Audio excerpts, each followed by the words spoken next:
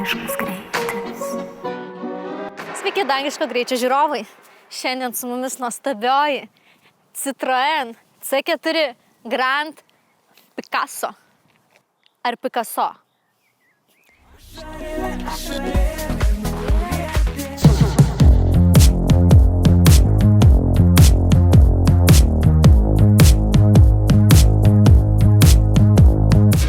Kas čia varva? Šie tradiciniai vienatūriai automobiliai yra gana sparčiai nykstanti automobilių rūšis. Vienas po kito gamintojai juos gaminti nutraukia ir jų gamybą dažniausiai pakeičia 7-viečių automobilių segmentas, kuris dar kitaip yra vadinamas SUVais arba crossoveriais. Taigi tokių automobilių rinka tampa praktiškai vienintelė galimybė įsigyti būtent tokių automobilių modelius, nes jų daugiau nebegamins. Taigi šis už mane stovintis automobilis yra 2006 metų, 2 litrų dizelis. Tai yra toks pirmos kartos gamintas automobilis, 7-vietis, su automatizuota mechaninė pavarų dėže, dar kitaip vadinama robotu. Sėdžiu labai patogiai, tarsi vairuočiau fūrą, dievaži, vairuoju fūrą, hebra. Biškį jaudinos, nes jinai labai plati ir aš net turbūt nelabai jaučiu tos pusės. Oh my god, artėja žiedas, mes tilpsim. Kaip juokinga! Žiauriai juokingas vairas. Atrodo, tarsi būtų laivo vairas, toks nesisuka vidurinioji dalis. Hebras, pažiūrėkit, koks langas, kokio dydžio langas. Wow, akvariumas. Atsimenat, kaip sakiau, kad man saulė visada šviečia, kai apžvelgiam BMW pirmuką. Žiūrėsim, ar tikrai visada. Jo, visada, nes čia iš šono. Kadangi mašina yra didesnių gabaritų, jaučiasi tas jos toks plaukimas. Jinai taip lengvai ir minkštai plaukia.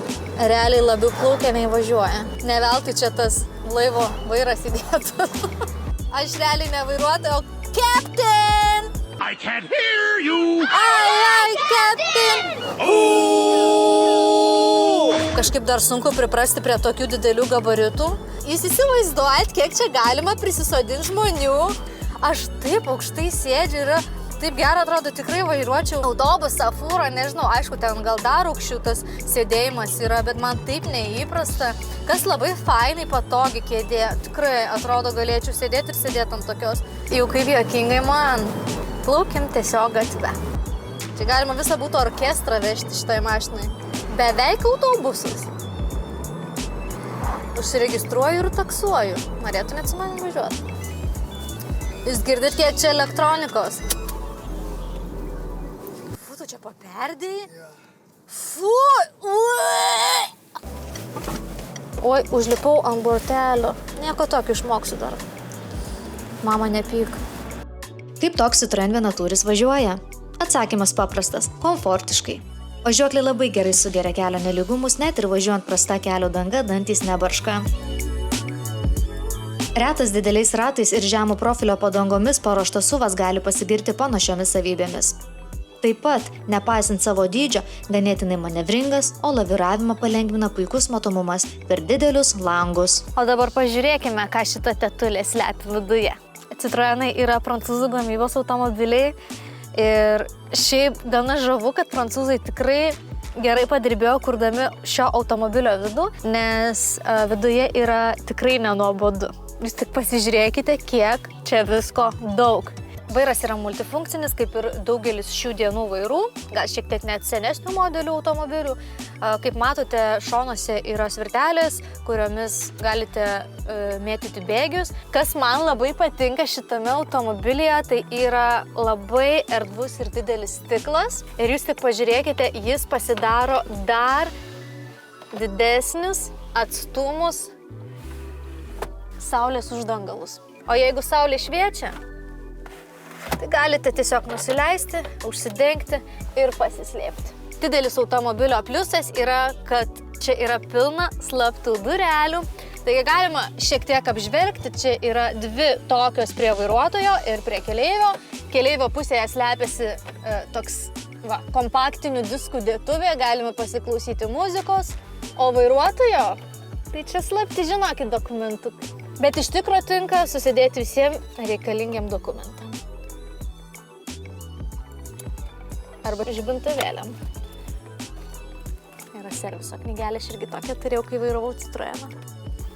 Kadangi nėra pavarų svirties viduryje, tai erdvę puikiai išnaudoja įmontuotas šaldytuvas. Tinkama vieta pasidėti kavai ar kažkokiam šaltam gėrimui. Na, o pavarų svirtis yra prie vairo, labai patogioj pozicijoje. Pasiekiu tiesiog pirštukai. Kaip matote, pavarų svirties žymos yra labai keistai sužymėtos, bet čia tik tais dėl to, nes viską čia kontroliuoja robotas. O dabar apžvelkime šio automobilio galą. Galiorka. Jeigu jūsų laukia ilga kelionė, čia prašau yra staliukas. Veliūras. Kaip minkšta. Jeigu netyčia sušuntat gale sėdėdami, tai galite pasivėdinti savo intymes vietas šiuo įrenginiu. Čia realiai yra speciali anga vėjeliui. Na ką, bagažinė yra gana neįprasta, tai apžvelkime ją. Pirmiausia, svarbiausias faktas, jos čia kažkaip mūčint nereikia, kad atidaryti. Čia yra viskas elektroniškai. Tai tiesiog aš pakišu ranką. Buvo klinkt. Ir iš karto keliu visą dangtį. Nu, šiaip tai sunku. O, turim.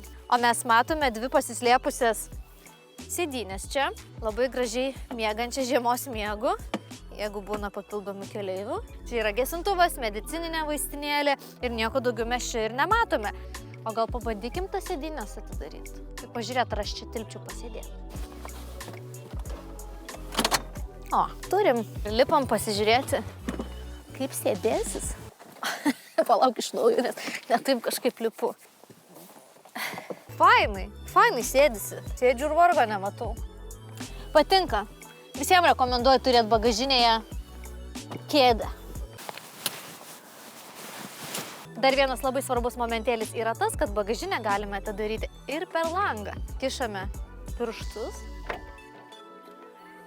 Uolia, kaip prancūzai pasakytų. Tai yra fortkė, per kurią galime susidėti greituoju būdu daiktus. Pavyzdžiui, pirkinius, šieną. Ką tik norit. Tai jeigu jau pažiūrėjote iki galo, paspauskit like, paspauskit subscribe, parašykit komentarą, o mes susitiksim kitame epizode. Čiau!